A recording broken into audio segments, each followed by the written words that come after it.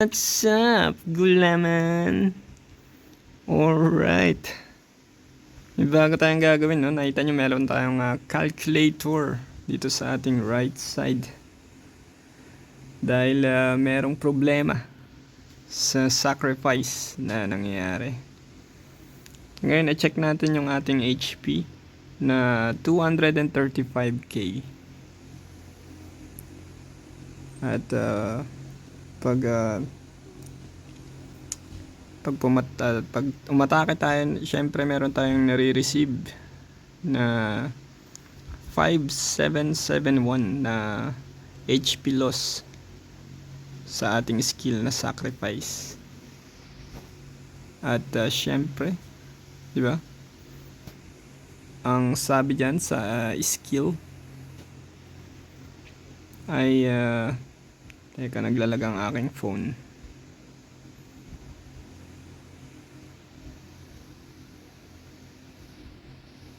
Ang sabi dyan sa skill na sacrifice ay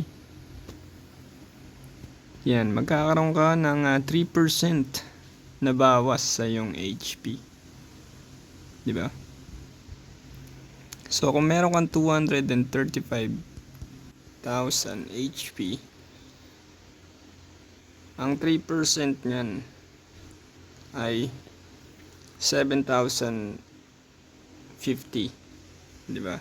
At syempre, sa ating weapon na Rublus Spear ay meron siyang HP consumption reduction na minus 30%. So, i-subtract natin yung 30%. So, meron tayong dapat na nare-receive na 4935. Pero ang nare-receive natin is 5771 na mas mataas ng bahagya dito sa ating calculator. Na okay lang naman, no? Siguro, hindi ko alam kung paano nila kinakalculate yan. Pero, okay lang naman kung mas mataas. Pero hindi kasi yan yung problema. Di ba? Ang problema kasi, ang HP natin sa PvP ay times 3. So, kung meron tayong 235k HP times 3 mo yan, meron tayong 700k HP. At kung meron kang 700k HP, ang 3% niyan ay 21,150.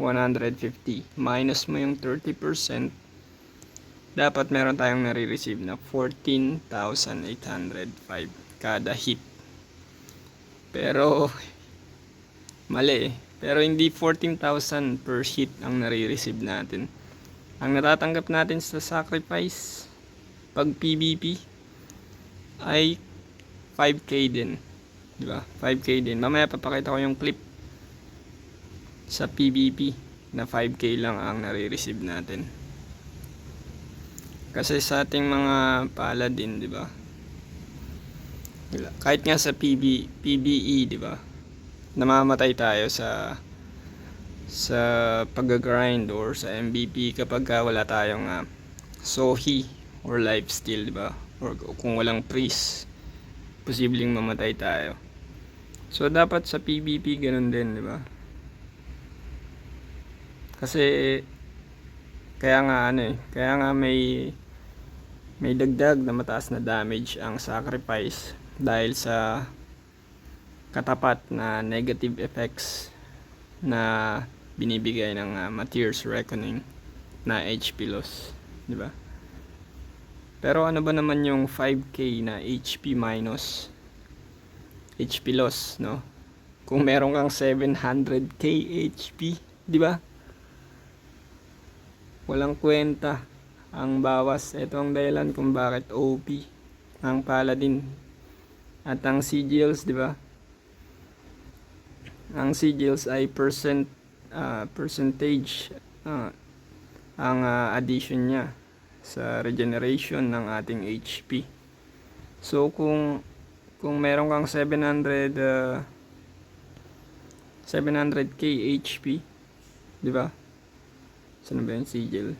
Kung gagana yung immortal body ang sabi diyan madadagdagan ng yung HP ng 5%, di ba? Isipin mo, 700k, di ba? Ilan ang 5% niyan? 35k ang may heal sa'yo ng for 10 seconds, di ba? Kaya ganun na lang kakunat ang Paladin. At syempre, di ba, yung immortal body na yan, halos lahat ng, siguro 90% ng Paladin meron yan. Or kung hindi naman yan, syempre, ano ba yung meron yung iba? Yan, yung unyielding, di ba? May HP regeneration din yan eh. Kung level 2, ang unyielding mo, meron siyang HP regeneration na 5% din, di ba? At kung max level yan, ilan yun? 10%, di ba? Isipin mo, ang laki ng HP mo, tas ang laki ng regeneration mo.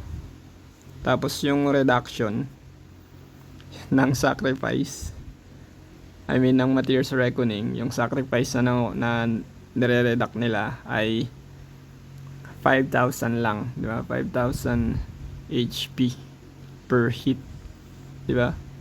Kaya OP talaga ang Paladin. Kaya gusto ko sana i-fix nila tong sacrifice sa PvP. Kasi kahit ako, Paladin, parang ang boring, di ba? Kung lahat na lang binubugbog mo sa arena, di ba? Pero sa damage ng sacrifice, walang problema doon na nakikita ko. Ang gusto nilang i-nerf sa Paladin ay yung move speed ng Paladin, na sa tingin ko malabong mangyari kasi, 'di ba? Skill natin 'yan eh. Skill natin yung peko-peko, 'di ba? So ano na lang ang mangyayari, 'di ba? Pagka binawasan nila yung peko-peko, 'di ba? Isipin mo, nagsayang, bali yung mangyayari, magsasayang ka ng 5 skill points sa peko-peko. Ang magandang gawin nila diyan, 'di ba? Lagyan nila ng buhay yung peko-peko na pwede mong patayin, di ba? Na kung mapapatay mo yung peko-peko ay minus sa move speed. Pero tingin ko imposibleng mangyari yan. Hindi pa yata nangyari yan sa lahat ng Ragnarok game. Pero yun yung tingin ko magandang solusyon dyan. Gawin nilang summon itong peko-peko na pwede mong patayin para mabawasan ang move speed. At syempre, isa pang OP sa Paladin ay yung charge attack, di ba? Kung di nyo alam kung anong ginagawa ng charge attack, ay ang sabi dyan ay tawag dito, gamitin natin. Yan, ang charge attack ay yan, mag-charge ka sa target mo. Halimbawa, target natin itong dummy, di ba? Mag-charge ka, di ba? Lalapit ka sa iyong target. Ang problema kasi dito sa charge attack, wala naman nakasulat na stun, di ba? Pero pag ginamit mo yung charge attack sa kahit anong player or kahit sinong player, nai-stun yung player, di ba? Kaya hindi ko alam kung bakit ganun yung ginawa nila sa charge attack. Siguro pwede nilang lagyan ng mini stun na siguro 0.1 seconds, di ba? Pero ang nangyayari kasi parang 1 seconds or 2 seconds ang tinatagal nung stun pagka charge attack mo yung kalaban. Yun, no? Tapos ano pa ba ang OP sa Paladin?